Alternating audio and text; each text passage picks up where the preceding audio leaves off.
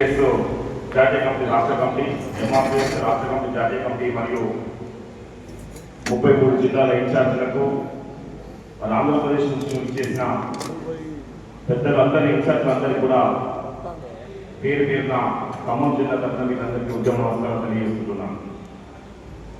అన్న మనము మొదటగా ఈ మీటింగ్ పర్యటనకు మార్చిన తర్వాత దాన్ని సక్సెస్ చేసే భాగంలో ఏదైతే మనము గ్రామాలలో ప్రతి ఒక్క గ్రామంలో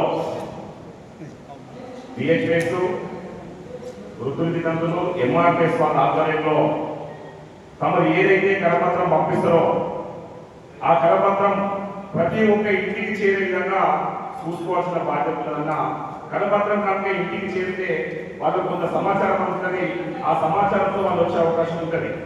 ఏదైతే ఆ 10 మంది గ్రామంలో వెళ్తారో ఆ వెళ్ళే వాళ్ళు ఖచ్చితంగా అక్కడ విషయం ఏంటంటే మన వర్గీకరణ విషయంలో, సుప్రీంకోర్టు విషయంలో తమరు విషయం చెప్తే మేము జోల బట్టి కార్యక్రమం తీసుకొని మీ దగ్గరికి ఏ విధంగా వచ్చినామో ఈ రోజు విహెచ్ఎస్ మీటింగ్ వృద్ధుల విధానం మీటింగ్ సక్సెస్ కావాలంటే గ్రామంలో మనం అందరూ శ్రేయోభిలాషులు అదేవిధంగా విహెచ్ఎస్ వాళ్ళు కానీ వృద్ధుల విధానం కానీ ప్రతి ఒక్క ఇంటిలో ఉన్న ప్రతి ఒక్కరు సహకరిస్తారంటే మీరు అప్పుడైనా మమ్మల్ని ఏ విధంగా చూడబట్టి కార్యక్రమం తీసుకున్నారో ఆ విధంగా కూడా తీసుకుంటే కార్యక్రమం సఫలమయ్యే అవకాశం ఉంటుందని నేను తమకి తెలియజేస్తున్నానన్నా.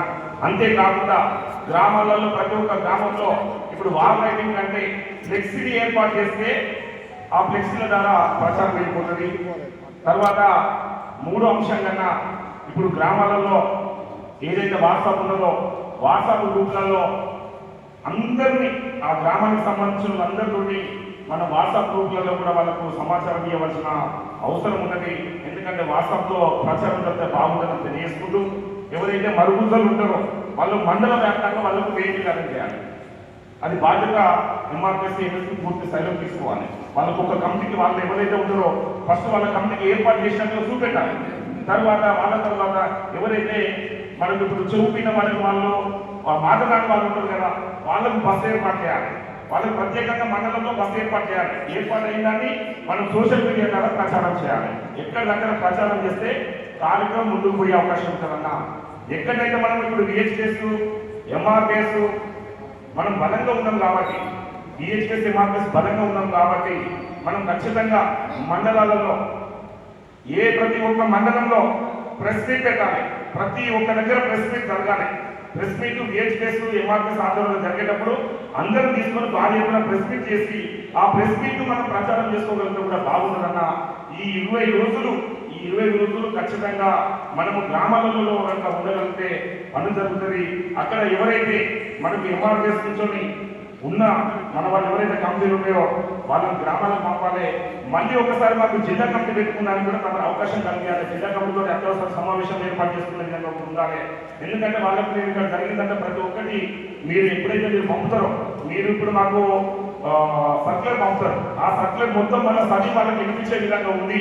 ఇక్కడ జరిగిన సర్క్యులర్ మన వాళ్ళందరికీ తెలియజేసి వాళ్ళందరితో మళ్ళీ ఒకసారి కూర్చునే అవకాశం ఉంటుంది. మాకు కల్పిస్తే మేము ఖచ్చితంగా పనులు ఉంటే కార్యక్రమాలన్నీ కూడా ముందుకు పోతే అన్న మాకు కావాల్సింది. ఎందుకంటే నేను ఒక చిన్న విషయం తక్కువ చేసినట్టే ఈ సమీకరణ జరిగేటప్పటికీ భద్రత సమీకరణ జరిగేటప్పటికీ మనం ఖచ్చితంగా కనుక గ్రామాలలో ఎక్కడైతే మనం ఉన్నామో ఏ గ్రామంలో ఆ గ్రామానికి అరేంజ్ చేసి ఆ గ్రామంలో రేటింగ్ పెడితే సక్సెస్ అవుతుంది.